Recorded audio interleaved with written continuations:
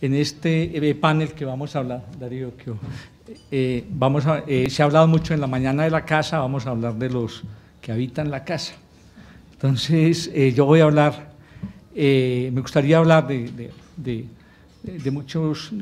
tema poblacional y el tema demográfico del Amazonas, donde hay unos vacíos muy grandes de investigación, pero me voy a circunscribir al tema de pueblos indígenas, puesto que aquí hay expertos en el tema campesino, está Darío Fajardo, el profesor Franco y nuestra directora del instituto. A referirme en esta corta reflexión, transmitiéndoles un poco también las discusiones que se han dado alrededor de el grupo de trabajo. Bueno, la población indígena amazónica es, en términos poblacionales, es una población pequeña. El censo del 2005, que entre otras cosas fue un censo muy deficiente para la región, habla de 93.840 personas, eso en el 2005, indígenas, pero lo que asombra de esta población es su gran diversidad. Son 56 pueblos indígenas 56. Con lenguas diferentes, con modos de vida particulares y sobre todo con una inmensa riqueza, como vamos a ver más adelante. Entonces, es una población, digamos, demográficamente, en términos demográficos o poblacionales relativamente pequeña, pero muy diversa.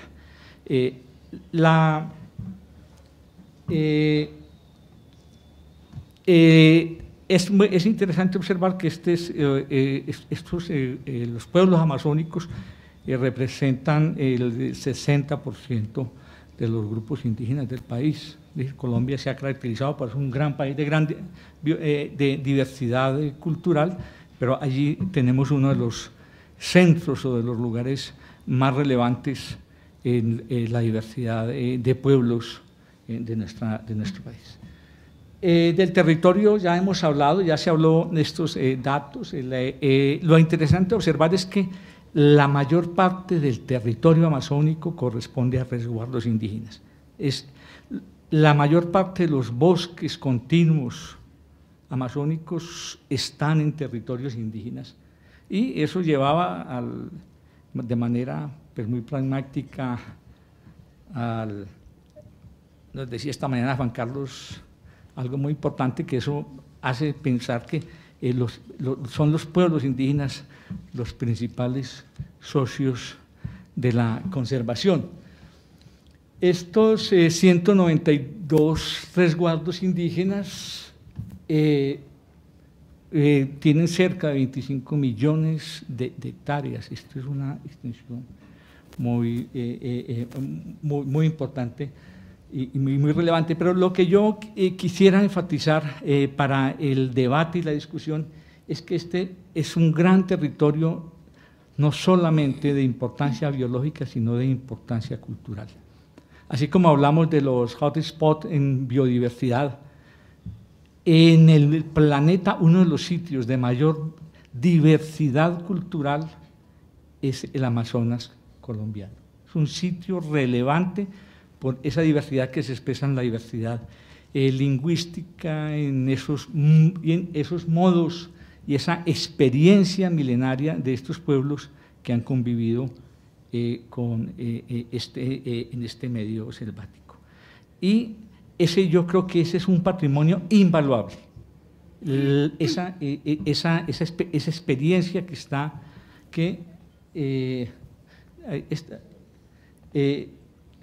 muestro en pues vemos la diversidad de pueblos. Aquí sí es un indicativo, allá podemos ver en marrón o en café pues los territorios, y este mapa ya lo hemos visto alrededor en la mañana, pero lo importante es que es un territorio también donde existe una geografía de la memoria y también de lo sagrado. Este es un mapa hecho en el marco del proyecto Mosaicos de Conservación de un recorrido indígena, localizando a lo largo del río Mirití puntos de alto valor cultural, sitios sagrados, y encontramos de que esta región que en algún tiempo se leía como un gran vacío poblacional, este territorio está lleno de sentido, es decir, está lleno de historia, cuando uno mira, yo diría uno viaja por el Caquetá mirando esos petroglifos, o en el caso del Chiribiquete, hay una historia, ya hay algo, y cuando uno acude en La Maloca,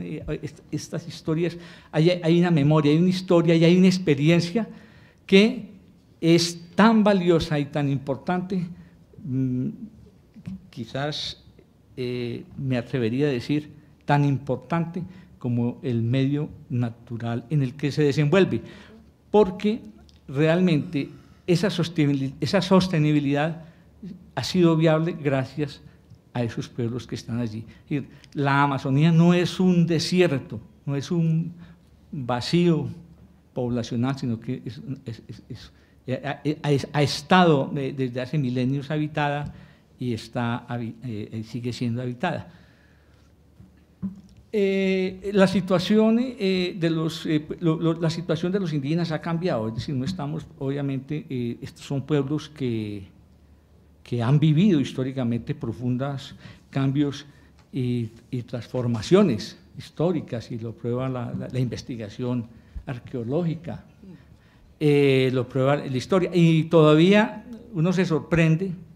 La semana pasada estábamos en un evento en Leticia, una reunión de conocedores de plantas medicinales, y conocedoras, y habían personas de Perú, de Ecuador, de Bolivia, y fue muy interesante cuando llegan los Bora del Perú, y lloran, se ponen cuando llegan a Leticia, no han llegado, no están en su territorio ancestral, que es en el Miritino, y lloran porque piensan que están pisando el territorio de sus antepasados, y cuando se encuentran con otros Bora, y hablan a ver si se pueden identificar lingüísticamente. Y allí, detrás de esto, hay un drama muy grande, y es de que todavía los indígenas de la región,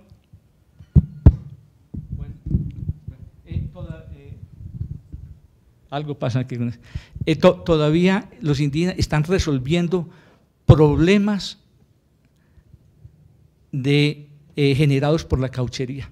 La cauchería movilizó, cambió, trasladó poblaciones. Y hoy en día hay grandes debates, y eso es un problema todavía que no resuelto, el impacto cultural dejado por la cauchería. Los impactos culturales son complejísimos y son de largo, es decir, y se resuelven en generaciones, o no se resuelven, es decir, entonces, imaginémonos, y yo hago esta reflexión pensando en el impacto que pueden generar proyectos de economía extractiva de gran impacto que pueden generar estos grandes impactos culturales. Y decía, quiero llamar estas diapositivas, creo que ya estoy, señalar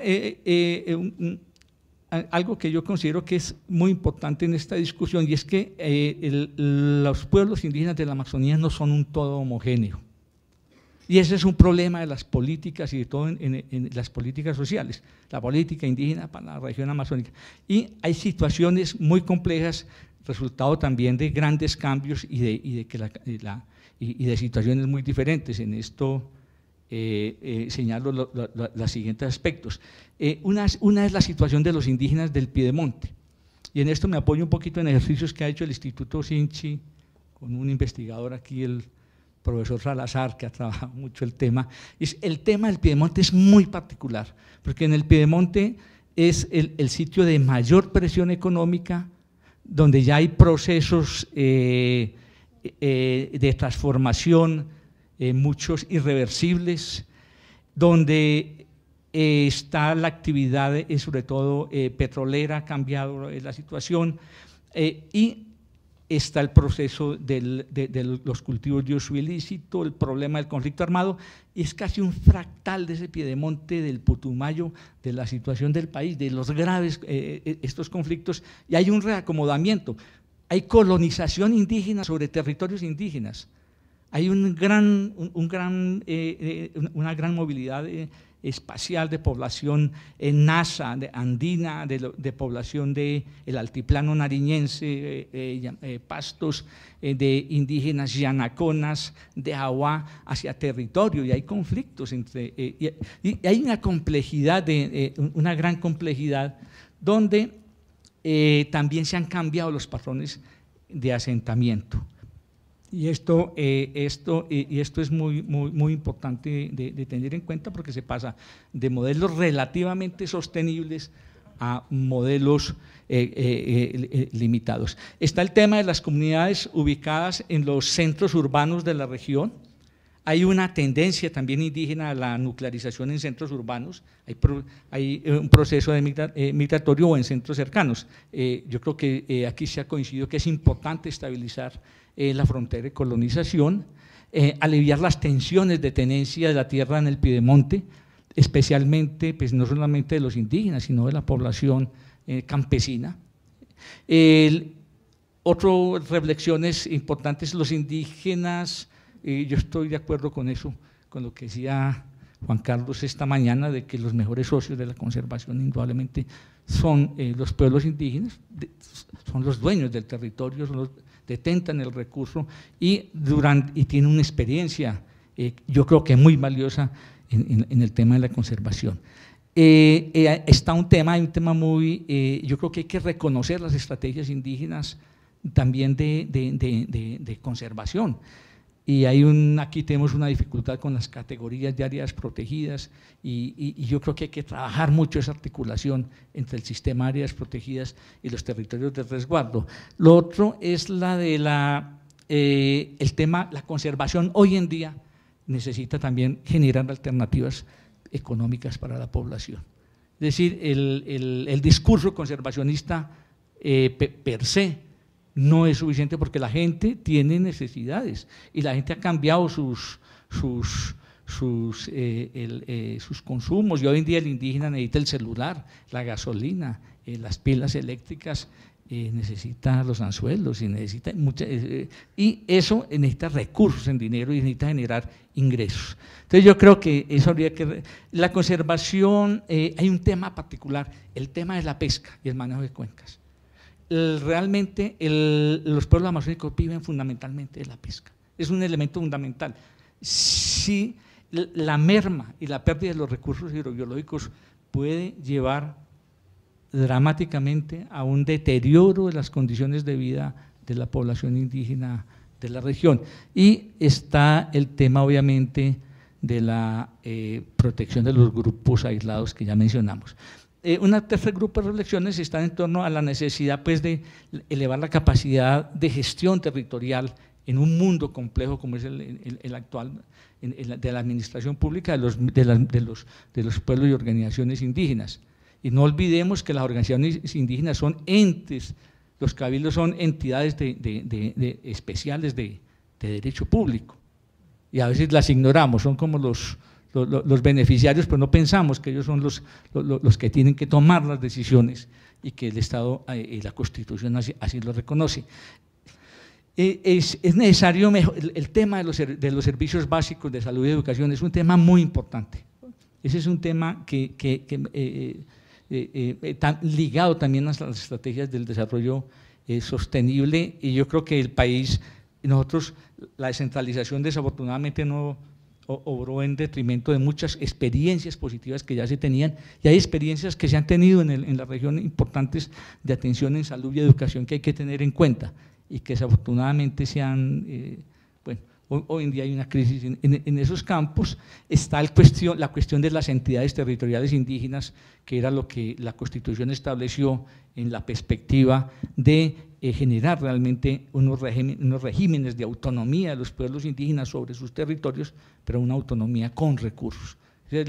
Una economía, una autonomía pues, declarativa. Usted es autónomo, eso no tiene sentido si no se le dan uno los recursos financieros, técnicos, administrativos para el ejercicio de la autonomía. Y está finalmente un tema que yo creo que hay que tener en cuenta y si queremos que este debate prospere, y es la articulación entre el centro, la región y las comunidades locales. Si no involucramos, si este debate no se involucra a los actores regionales y locales, termina siendo otro ejercicio más para los anaqueles, como tantos que hay sobre la Amazonía. COMPES sobre la Amazonía se han hecho, documentos de política, pero no hay esa correa de transmisión entre el sueño de los planificadores, el sueño pues, de una Amazonía posible y la realidad. Muchas gracias. Creo que